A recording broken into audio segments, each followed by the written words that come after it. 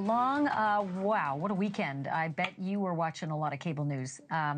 It just didn't feel like the holidays to me, that's for sure. Not with the news we had this weekend. And tonight we are finding some pretty big developments with the killing of Rob Reiner and his wife. Big news that we didn't know we were going to hear, yet we are learning some disturbing details about how they were killed. Developments from inside the home. You probably know by now that their son is in custody, locked away, no bail. That's Nick Reiner with his late father, Rob Reiner. At one point, they were in business together, but man, has this kid had a storied and difficult life. His adult life has been troubled right from the get-go. We've got also some exclusive information about some very bizarre behavior the night before Rob Reiner was murdered. That son of his apparently displaying some very strange behavior at Conan O'Brien's Christmas party. I'm going to tell you a couple of things that have come out of that party, some details. And again, that's all not even 24 hours before Rob and his wife, that young man's mother, were butchered in their own home. Got some details about where they were stabbed, etc. So I'll have that for you in just a moment. Also, do you know that it's almost 30 years now since JonBenet Ramsey was murdered? Christmas. I mean, this is a really hard season for John Ramsey. You can only imagine. I don't know if this buoyed his spirits, but suddenly the Boulder Police Department is saying that they've got new interviews and new evidence and new DNA testing. So have they finally gotten with the times in Boulder? And does it mean we might actually have some movement in solving this case? Look, we've had cold cases before, 30 years plus, that have been solved through genetic testing, right? Genealogy. Is that what's about to happen with JonBenet's case? Her dad, John C., will be live on the program with me to discuss what he knows and about what he's about to do in January with the Boulder Police.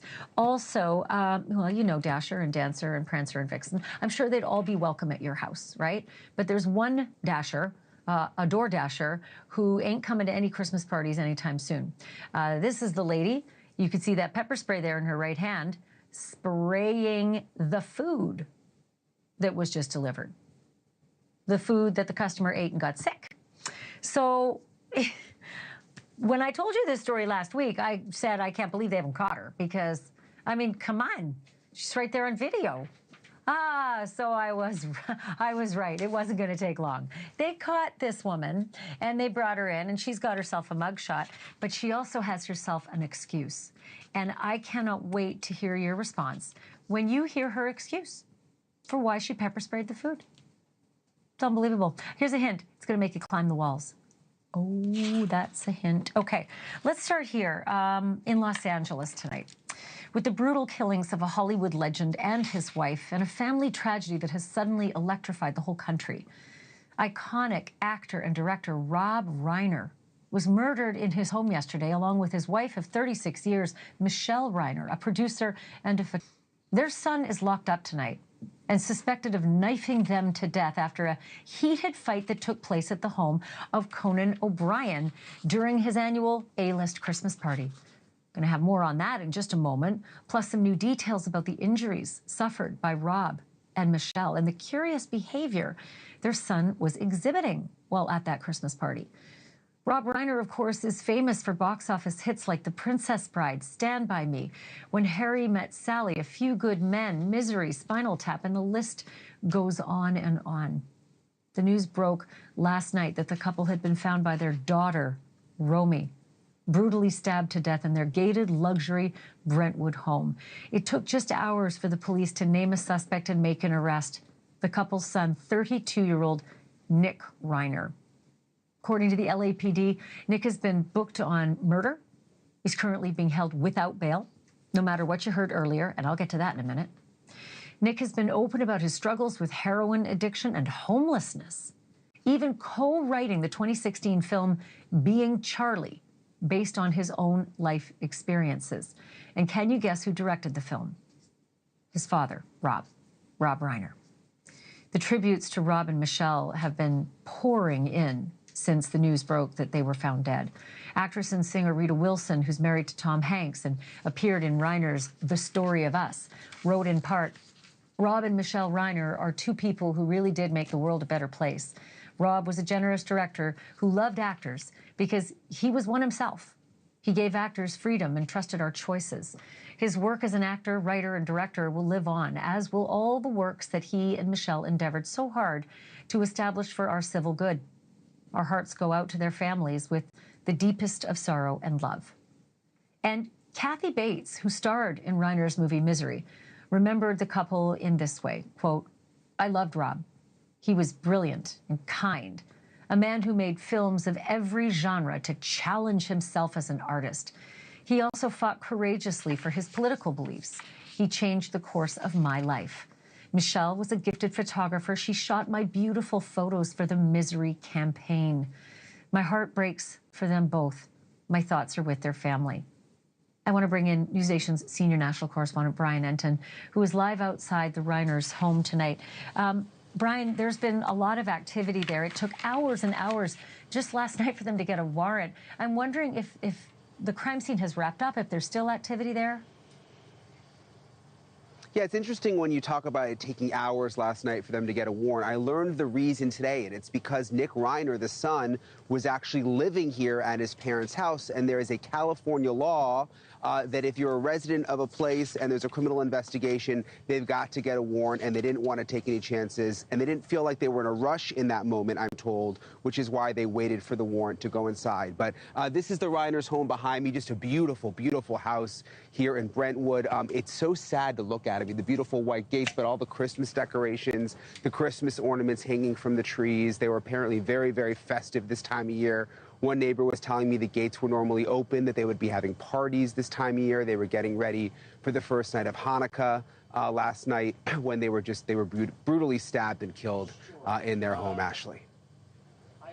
So, Brian, you had a chance to speak with a former FBI agent today, but not just any FBI agent, someone who actually lives in the neighborhood and was on scene.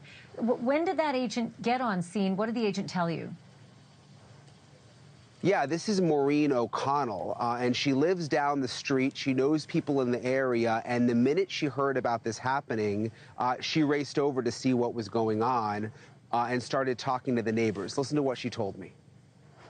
I asked him what he had heard that happened, and he said both Rob Reiner and his wife have both passed away.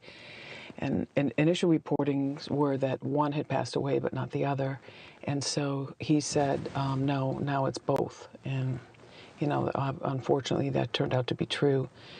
Many people in the neighborhood say that the son, Nick, had been troubled his whole youth. And again, you know, another tragedy, but to stab both your parents is just, and then for the sister to find them is just unbelievable on Hanukkah, you know? Mm. And the sister, does she live right there? She lives right across the street. Yeah, she was explaining to me that the sister lives close by, was concerned, came to check on her parents, and is actually the one who made that discovery. And amid all of that commotion outside the house, she was telling me that celebrities started showing up. Larry David, Albert Brooks, Billy Crystal, who was one of Rob Reiner's best friends.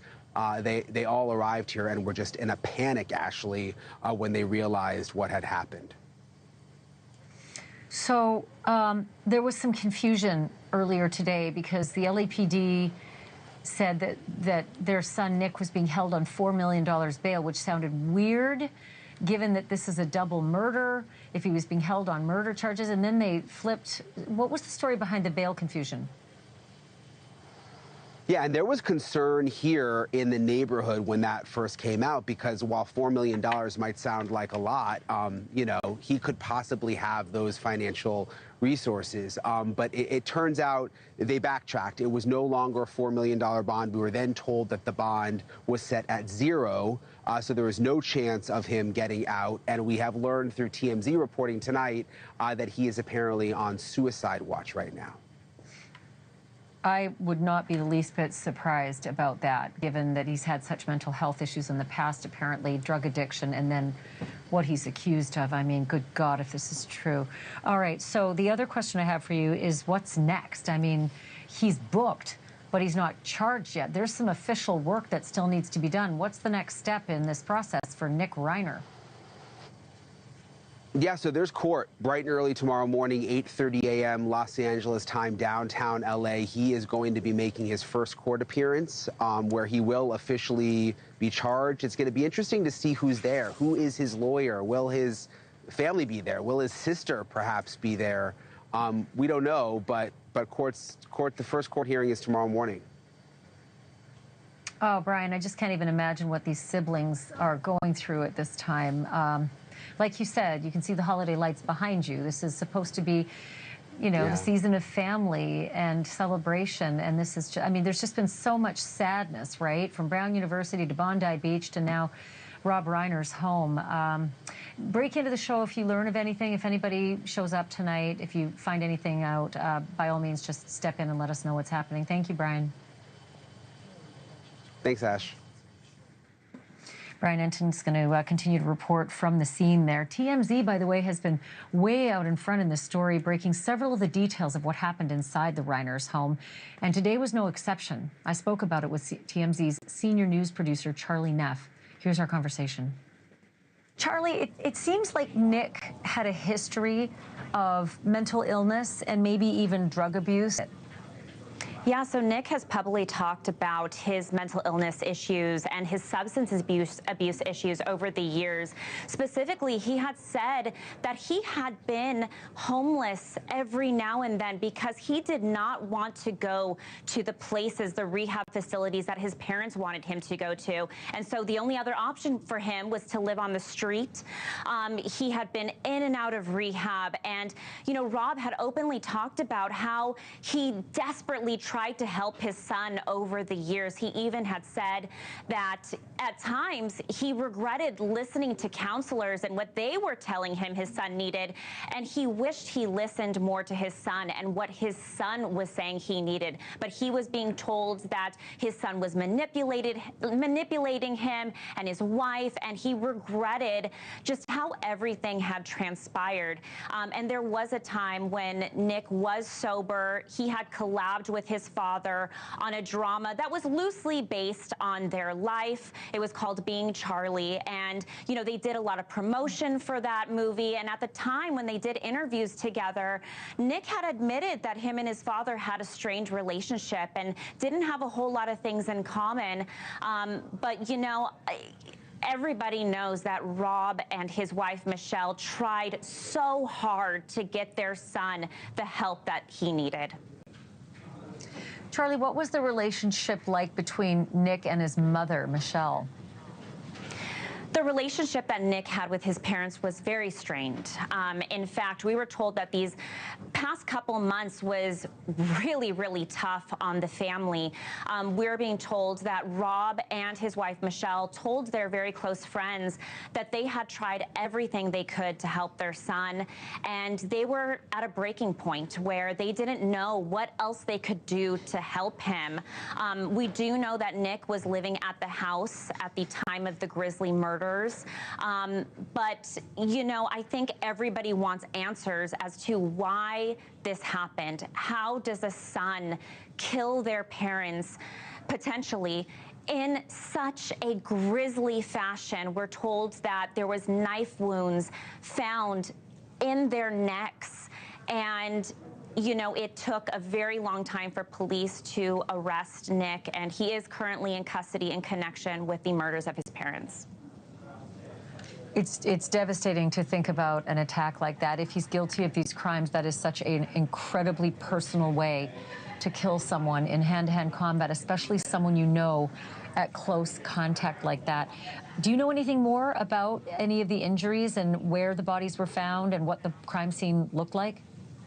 We're still looking into exactly where the bodies were found. We do know that they did have knife wounds. We also know that their daughter, Romy, was the one that discovered their bodies yesterday afternoon, and she was the one that had called police. And when responders came onto the scene, she told police that she believed her brother Nick was the one behind the murders and had cited an argument that had happened recently as to May being the reason as to why he acted out in violence. Let me pull on that thread a little bit, because TMZ is reporting that the family went to Conan O'Brien's Christmas party over the weekend. I think it was Saturday night, and that there was quite a heated argument that others witnessed between Nick and I think his mother, but I might have that wrong. What do you know about this reported argument? Yeah, so we're hearing that they attended Conan O'Brien's holiday party on Saturday, like you mentioned, and there was some kind of argument that happened specifically between Nick and his father. Michelle was there as well, and I know she was very distraught over this argument. It's unclear what this argument was over, but we do know that it was so animated, so heated, that people that were at the party overheard the commotion.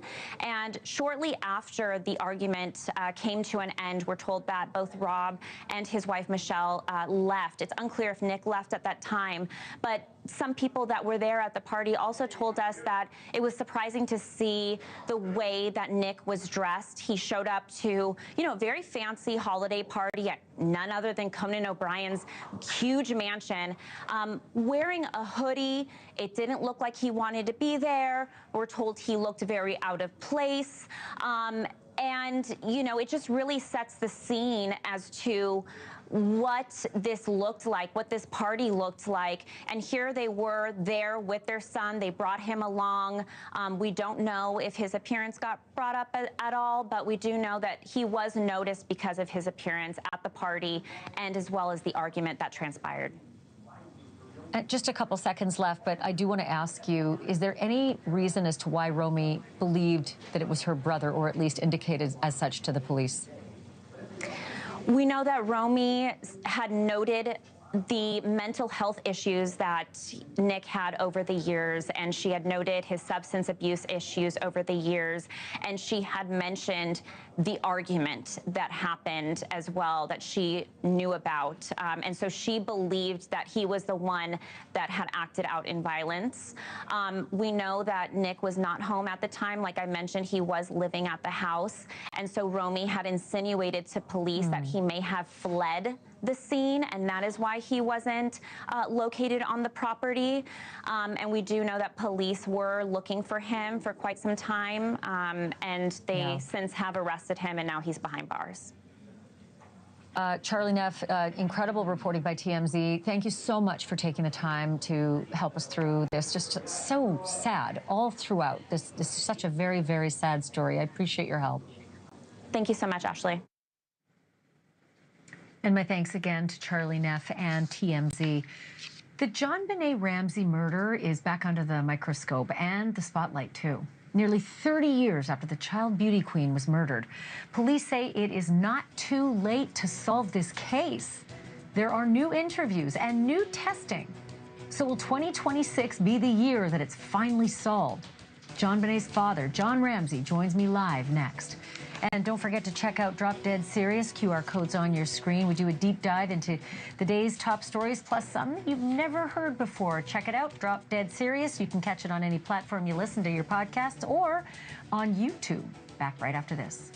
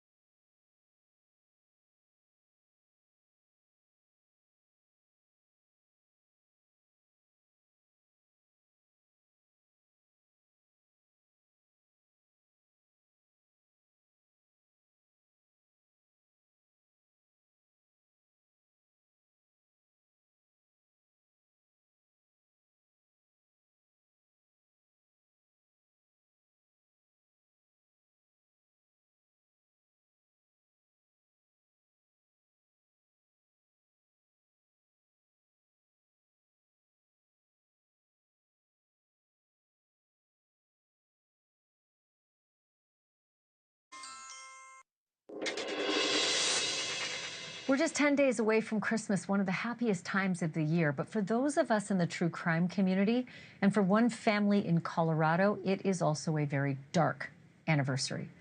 This month marks 29 years since 6-year-old JonBenét Ramsey was found murdered inside her own home in Boulder. That means nearly 3 decades of questions and investigative missteps, and one of the most haunting unsolved cases in American history. JonBenét was killed the day after Christmas, 1996. Strangled, her skull fractured, her body left in the basement. And despite some brief moments of hope over the years, no one has ever been charged in this crime. But there may be a new development. Boulder police have just said that they have new evidence in the case. In their annual update, Police Chief Stephen Redfern said that JonBenét's murder remains a top priority, and he outlined new steps being taken to move the case forward. Take a look. This past year, our detectives have conducted several new interviews, as well as re-interviewed individuals based on tips that we've received. We've also collected new evidence and tested and retested other pieces of evidence to generate new leads. Techniques and technology constantly evolve. This is especially true with technology related to DNA testing. Detectives continue to consult with outside experts from across the country, as well as our state and federal partners, to strategize and explore all options when it comes to evidence testing. Police are not saying what that evidence is or who has been interviewed, but they are confirming that new and follow-up interviews have been conducted and that new evidence has been collected. They also say that older evidence has been retested using DNA technology with help from state, federal, and outside experts. I'll get to that in a moment, outside experts. Investigators are again urging anyone with information, no matter how small, to come forward and tell police, even this many decades later. And just as he has for nearly 3 decades, JonBenét's dad, John Ramsey, is still waiting for answers and still believing a breakthrough will come. And John joins me now live. John, I can't even count how many times you and I meet at this time of year to discuss what's new, what's happening, what's different, what's changed. But something does feel different this year. To hear Chief Redfern say that they've got new evidence, that they've retested old evidence, and that they're using outside experts. Let's start with the new evidence and the retesting of old evidence. Have they told you anything about that? Well, Chief Redfern told us, gosh, I don't know, September, we had a meeting with him, and that he had submitted evidence for additional DNA testing. He didn't say what evidence it was, but that it was submitted again. Or perhaps new. We don't know if it was new or stuff that had been tested before. We, of course, have advocated that if certain evidence that was taken from the crime scene has never been sampled, that it ought to be. The main one being the garrote that was used to strangle my daughter. So it's encouraging. And, the key really in progress has been the addition of new leadership there. It was not very good for 25, 26 years. And brought in Chief Redfern from the outside. I've met with him 3 or 4 times. I'm impressed with him. I think he's sincere and honest. And so I'm encouraged. And, we've advocated. I can't believe, John, I can't believe that the chiefs in the past haven't seen it as a priority, if only to become, famous in name as the chief that solved this case. It just defies logic that it's taken 3 decades for someone to come along who maybe does make this a priority and who has the chops. Do you know if they have enlisted labs like Othram? And I bring up Othram because it's famous for having solved the Idaho murders. Yeah. No, Othram is one of the few cutting-edge labs that can do investigative genetic genealogy. IgG is the term for it. And we've been advocating that the Boulder Police do that, use that technology in our case. I think if they do, we've got a probably have 70, 80% chance of getting an answer. It's been very successful in solving old cold cases. It's kind of the latest and greatest use of technology and DNA to solve crimes. And You know, I'm going to tell you something.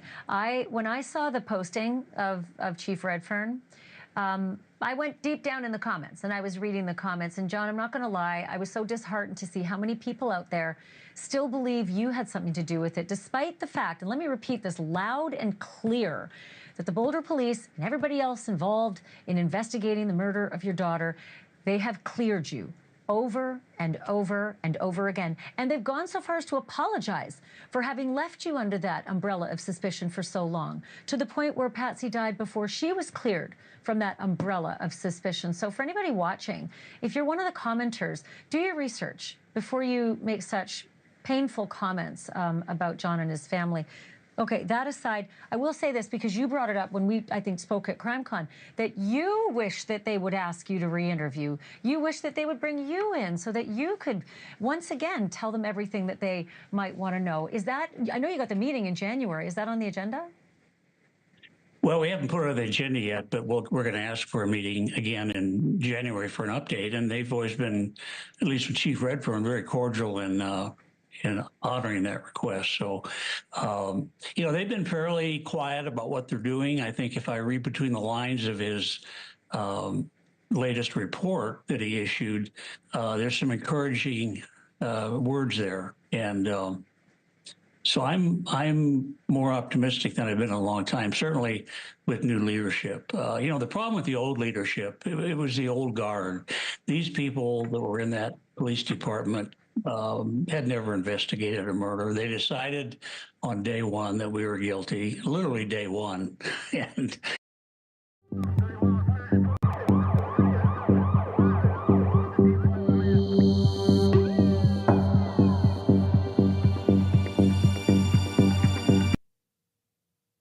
welcome to BOLO, abbreviated for Be on the Lookout.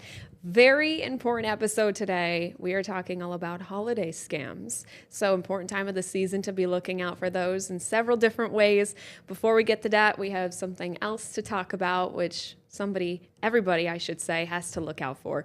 Host here of BOLO, Gianna Gali, 2822 News morning anchor, weekdays, joined by Trooper Anthony Petrosky with the Pennsylvania State Police. So, Trooper, let's first of all get into this little ring and ding, I want to call it, that everybody might hear on their phone, that really signals a big warning sign that you were getting scammed. It does. And, you know, we talked on the last episode about these scammers, they're not holding phones up, right? They have headsets on, they're using computers. And so this little sound that we're going to play, which is, I thought it was very important to play on our podcast. I know, you told me about this. And surprisingly, it was difficult to find. I spent a lot of time finding it, but it's important because it's a sound that when you pick up the phone and say hello, you're going to hear this sound. And this is the sound letting the scammer know that they're connected. And so this is like it's a telltale sign that this phone call is a scam before any words are said. And so at that point, when you hear this, just hang the phone up. Okay. Yeah. Yeah. Well, let's take a listen really quick, and that way you can listen to it too, because you've probably heard this sound before.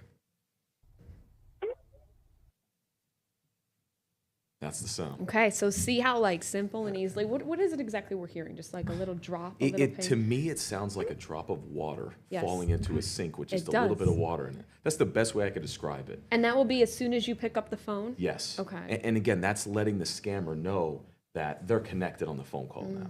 So now they know they can proceed with all of their sales pitch. We'll use a diplomatic term. We'll call it a sales pitch. But we know that this is all just a lie and a scam to take people for their hard-earned money. Yeah. So let's hear it one more time. That little ping, as soon as you hear that, hang up the phone. You know, every time I hear that, I'm waiting for somebody to start going on about something. Call about That's your the sound. And you know, cars. People are going to hear that and say, I've heard that before. I've heard that sound before. And that's it. And that lets the scammer know they're connected and it's time for them to talk. Wow. Yeah. So look at that. You probably have heard it before if you own a phone. And now you know what it means, and now you know what to do, if you ever hear it again. So. And so this is for people, again, I know so many people who like to mess with these scammers and waste their time. And that's okay. As long as you know it's a scam and you're not going to become a victim, I'm totally good with that. But this is for the people who may have a hard time hanging up or, you know, a difficult time once they start talking. Because there's a lot of good people out there, and they think, well, even though this is a bad person, I don't want to hang up on them. Yeah. Well, now you don't have to hang up on them. You hear this sound, you're not hanging up on anybody Yeah. because nobody said any words yet. So Yeah, just you hang your don't even phone have up. to know. Okay. Yeah. Exactly. All right. So that's like our first, you know, like you said, telltale Yes. of something bad is about to happen. So Yeah. Hang the that phone up. Don't waste your time. We got too much to do. Holidays are right around the corner. We got shopping. We got too much going on. We do. And Yes. speaking of that, again, welcome to Bolo. Let's get right into one of our more, I want to say, important episodes that you're going to see here on Bolo. You know, coming off a big holiday weekend, we had Black Friday, Small Business Saturday. These couple weeks, everybody out and about, you know, getting their shopping done for the Christmas season. There's a lot to look out for when it There comes to is. scams, you know, especially whether it's phone calls, whether it's right at the store checkout line, you know, packages you're getting delivered to your front porch. So let's begin with shopping in stores. I want to talk about, you know, maybe things to look out for when, you know, you are out in line, you know, at a certain store in the area, whether it is a big retail chain or a Right. small local business. I mean, what should people keep in mind, or at least be at the, you know, the forefront of their mind when they're Right. out, you know, making that holiday list a little shorter? Yes, and you know what? It's funny because a lot of people purchase just online, but there's still people who go out to stores. That We still exist. Yes, it still happens. People do it, and unfortunately, when people go out shopping, these bad people who are out there, they see that as an opportunity. Yeah. And what they will do is they will go around in parking lots or even on street parking if it's local places or there's no parking lots at the store, and they will look inside vehicles. And they will look for items, plain and simple, in plain view, on the front seat, on the back seat, right? Just any kind of expensive items they could see. And then they will try the door handle. Because obviously that's the easiest way to get in the vehicle. Yes, it's easy to break a window, but it could set off an alarm on the vehicle. It makes noise. Somebody could hear it, they could see it, right? But if you just see somebody opening a door handle on a car and it's unlocked and it opens, you would just assume, as a passerby, you would just assume that that's their vehicle. That's their car. You're not going to question too much. Yeah, you're not going to question too much. They got in, no problem. So, you know, I'm not trying to insult anybody's intelligence here, but locking your car doors is extremely important. Because again, the opportunity is there when they see the items, and now they want to get in your car. And if your car is unlocked, they're simply going to open the door and they're going to take these items. And so, two ways we stop this. The very easy way is locking our car doors. Okay, that's the very easy way, and that's important. And the second way is don't give somebody the opportunity. And what do I mean by that? Don't broadcast all of the awesome stuff that you bought. Right? So don't leave it out on the seat. Don't leave even just the bags. You think, well, it's in a bag. How could they know? Well, if it's from an expensive store, it's probably going to say that on the bag, what store it's from. So cover it. If you don't have a trunk, then cover it with a blanket, a towel, something that you could just block it out from being seen. Put it in the trunk. Just not Even being down seen. under a seat. Yes. It's just better, like you said, than in plain sight through It the is. window. You're not broadcasting it because, you know, you could see through the car windows, even if they're tinted, you could see through them. And if you see these items, somebody's going to see that as an opportunity. So don't broadcast what you bought. We understand that it is the shopping season now, and that's great, but don't broadcast it. Put it in a trunk, cover it with a sheet or something. And this way, the opportunity doesn't exist. We've all been there. You know, you're going from store to store. You're trying to just shove the bags in the car, Sure. get to that next place, especially like right now during that busy time. You're like, I got to get out, I got to get in, you know? So it's something we're all guilty of, but those initial like safety marks can make a big difference because you don't want to get out to the car and see things missing. Absolutely. You know, and Yeah. like you said, if you don't have it locked, then once that opportunity is there, they can capitalize on that. Yes, You know? and locking your car doors should be immediate. Yeah. Once you Like a step out of that no-brainer. vehicle, yeah, it should be a no-brainer. But make it a habit. Yeah. Right? Even if you're just, well, I'm just running in for a second. Mm-hmm. Or I'm getting gas. I just want to run in and grab something quick. Lock your car doors. Lock your car doors. Like honestly, the majority of our thefts nowadays from vehicles are through unlocked car doors. Wow. Because it takes effort Yep. to smash a window or to try to get your way into a vehicle. It does. And now you run the risk of somebody seeing it, hearing it, and you getting caught. But just simply opening a car door is very simple. So lock your car doors. It takes away that temptation. hiding your items that you're buying means they're not there. And times have changed too, like a lot of people are so much busier in the hustle bustle, everything everywhere, like things you forget about, but like you said, could cost you big time. Yes, even just like for a couple minutes, I got to run in and pay the person at the gas station for my gas, because you never know. Just a minute or two. There's people out there that will take any opportunity that they can, especially around this time of the season. How are you with the headphones? Fine? Yeah. Okay, yeah, just checking in with you. Okay. Yeah. Well, let's talk then about, once you are in the store, Yes. Between last year and this year, we've seen such a rise in scamming happening at the checkout, Yes. Swiping a card, false card readers. I mean, let's just talk about this a little bit. What should people keep an eye out for? Or I like to say, what should people check before checking out? Right. And so this is one of my pet peeves. So we'll talk about skimmers, and that's a device that can read your credit card information immediately. But before we get into that, one thing I want to talk about is this. People, when they're shopping, they have their cell phones out all the time, right? And that's normal. I'm guilty of it too. But a lot of times when we're shopping, we set our cell phone down and then we walk away. And think of how much we have stored on our phone. Most of us have credit cards stored on our phone. And so if you can unlock that phone, you can use the credit card to make purchases. So make sure that you are aware that you have your cell phone with you. Now, let's switch over to skimming devices, because this is one of my pet peeves. So a skimming device can be put on a gas pump. It could be put on a cash register. Basically how it works is once you insert your credit card, it will be read by the store's credit card reader and also by the skimming device. And so basically a skimming device can look exactly like a normal credit card reader, and it's just placed over top of it. So unless you kind of play around with the card reader, you're never going to know, because it's going to look so good. And so what we have to do is, if we can use tap to pay, that's the best way to use it. Although there are skimming devices out there now on tap to pay, but it's basically like a sticker that would go over the reader, and all you have to do is kind of see if you could peel it up, and if you can't, it's good to go. That's the safest way to pay right now, is using tap to pay. It is. Anytime you insert your card, before you do so, you want to make sure that nothing can be pulled off of that credit card reader, that nothing is loose. Make sure that it looks like the other credit card readers in the store. Go ahead over to another register and look at it. Play around with the aisles, and see. Yeah, you're right, because if something seems off, it probably is. It probably is, yeah. So, before you insert the card, take a look at it, mess around with it. If you could peel it up and it looks like there's another keypad underneath it, you found a skimming device. And unfortunately, this has happened in the area twice over the past 18 months at a local store here in Wilkes-Barre that most people use. I know. It's that's the thing twice. is we've had a big, local presence of it, and I think that's what kind of sparked the curiosity of people around here of going out, like I said before, whether it was the big retail chains or just a smaller local business. Like you want to be careful, and I know a lot of people like to pay in cash, because you kind of ignore these possibilities. And that's a safe way to pay nowadays. It really is. It is. You have to be careful with the cards, because like you said, it could happen so quickly, and there's so much information on there, and you have so much money on there that once it happens, it's like, okay, now I got to cancel everything.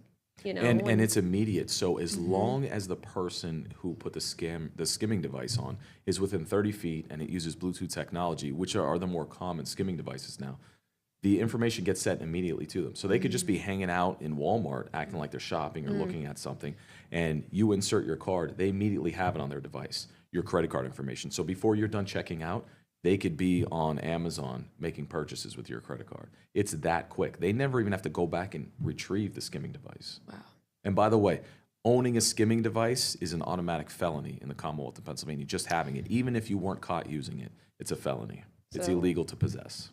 Something that we might not have known too, and just to be able to fake, like you said, a scanner like that, Well, we're going to take a break soon, but before we do, let's talk about gift cards. I know we touched on this in one of our previous episodes here on Bolo, but obviously around the holiday season, it might be something that's a really heavy gift giving item, or when we're getting that gift card, we're spending a lot of them to purchase things, but. Fill us in on what we need to know gift card wise when it comes to this busy time of year using them. Sure. So there's a lot of misconceptions about gift cards. Number one, if you're buying a gift card for a friend or a loved one and you want to give them that gift card to use at a store, that's totally fine. That's okay. It's not that gift cards in general are bad. It's what are they being used for? So for instance, we want good deals around the holidays. So if somebody calls you and says, hey, I'm selling this, or there's a great package, we know that you booked a trip in this hotel at this place, we could do that again. If you pay with a gift card, we could give you half off. It's something like that, right? So now you're paying for what you think is a service, right? But you're using a gift card, and they make the sales pitch as, we can give you half off. We can give you a better deal if you pay with this gift card. And I'll even stay on the phone with you while you go and get it. Yeah, and like they're working for you kind of deal. And they will stay on the phone while you drive to the nearest store, local gas station. You get this gift card, and all you have to do is scratch the back off, read the PIN number, and they have it. They have your money however much you put on it. And so that's where the misconception is that if you're buying it for a friend or family, that's great. Gift cards are okay then. But if somebody's telling you, you can pay using this gift card for a service or a fee, we know you've received traffic citations. In lieu of paying those fines, if you could pay half off by using a gift card here. I mean, we've had those calls before. And so that's where it becomes a scam. So if somebody's trying to have you pay using a gift card, 100% it's a scam. So just another thing, keep an eye out for. Be extra cautious about using them. Yes. Okay. Well, you said deals. There are some that are too good to be true. We're going to talk about that. Websites to look out for when we come back. More on Bolo.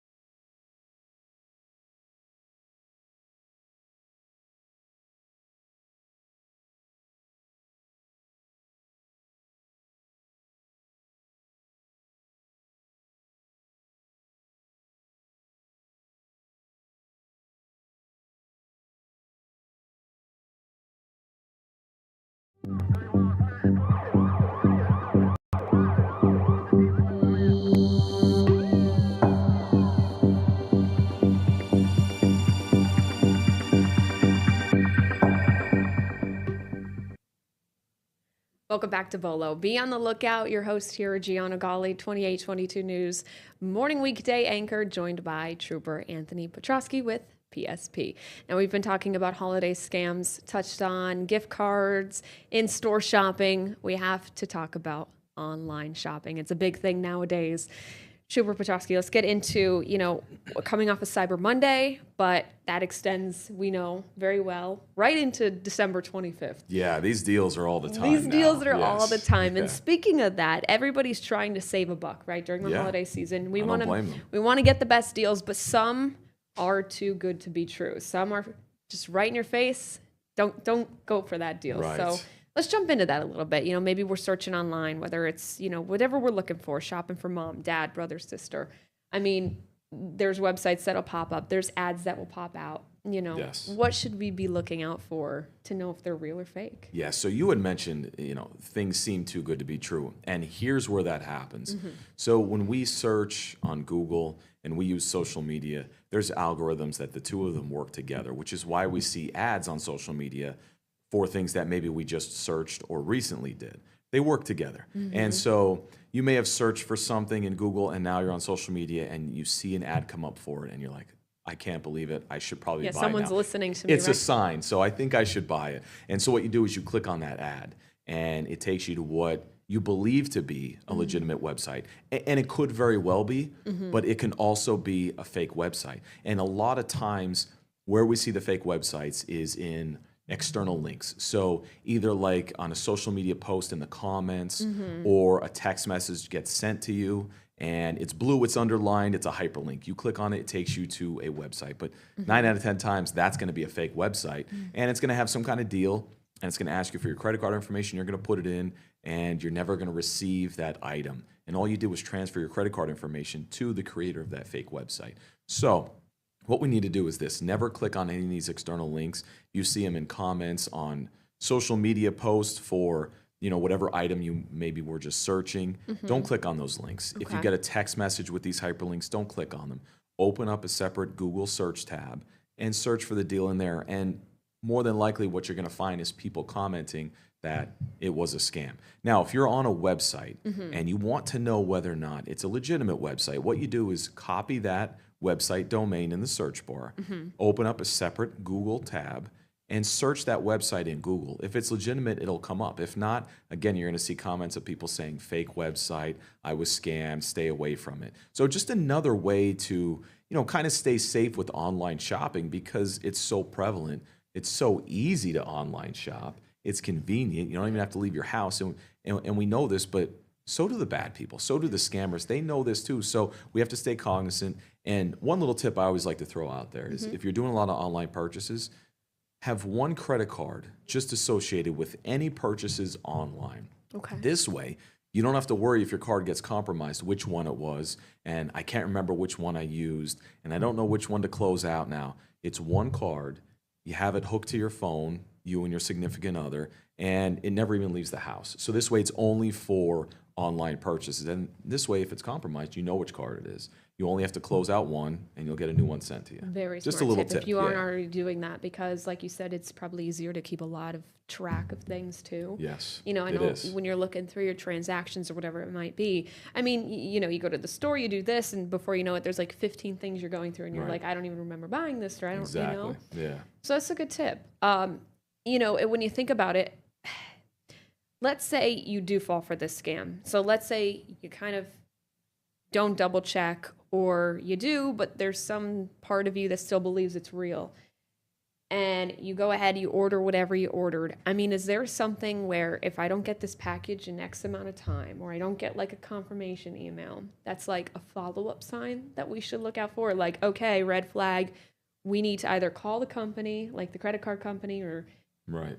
How do we, I guess, go from there? Yeah, so, depending on what this website says that you'll receive it in X amount of days, or you'll receive a confirmation email, which most businesses will send you a confirmation email when you purchase online. That's pretty much a guarantee. If you don't get that, and now it's been past the day that you were supposed to receive this item, now you're probably realizing it was a scam. So you need to contact that card that you used and close it out, because it could be used somewhere else. You obviously are not going to receive the item that you thought you purchased, but more importantly, you need to close that card out. So, the confirmation email is a big one. And also, if you do get a confirmation email from a purchase and you're kind of iffy on it, you've never purchased from this website before, open up the email where it says to and from, click on that, whether it's on your phone or a laptop, and see the domain that it was sent from. If it doesn't match the website, more than likely it's a scam. Okay, so a good way to almost compare the two Exactly. and realize,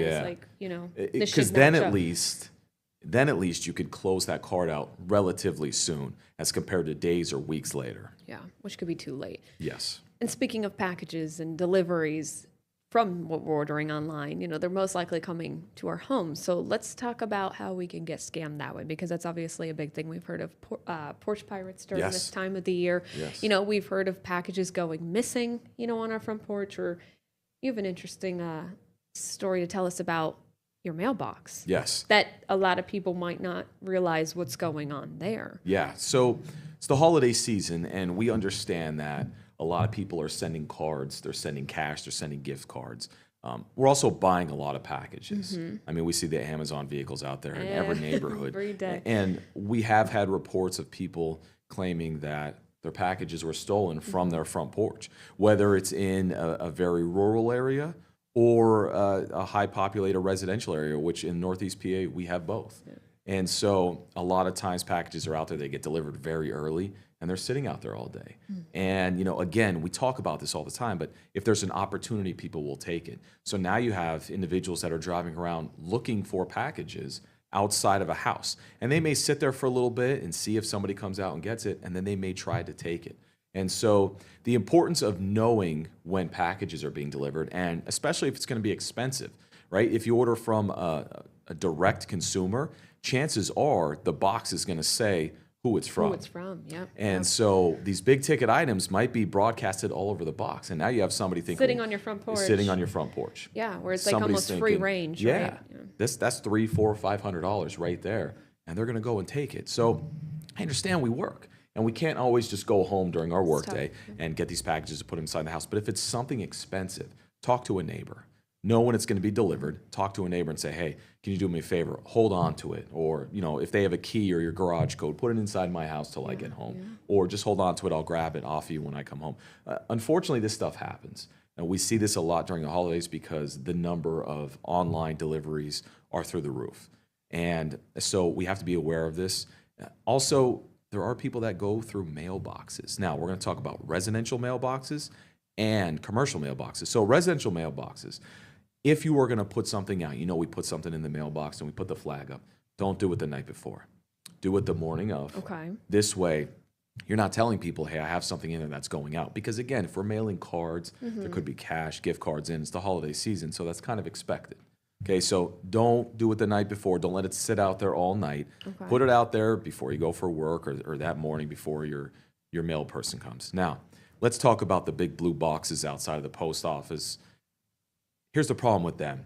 A lot of times people will put their mail in after it's already been taken. So now it's going to sit there all afternoon, all evening, and all night. Till that postman's coming, right? Till they come back the next day and get it. And even Saturday afternoon, now it's not being picked up till Monday. And so again, people know there's stuff in there. And what they do is, we've had this happen in northeastern PA, they'll open it up just enough to where they could put something in there. Those fly traps that have the sticky tape on it? Those, because they're thin. And also they'll take string and tie old CDs and DVDs. I know we're dating ourselves talking about CDs and DVDs, right? And they will cover them in glue. And they will put them into these big blue mailboxes because it's nice and sticky. And what they'll do is they'll just pull it out. And a lot of times they get mail. We've had many thefts in the Hazleton area happen through this. Really? And so realize when they come and collect it from these big blue mailboxes, right?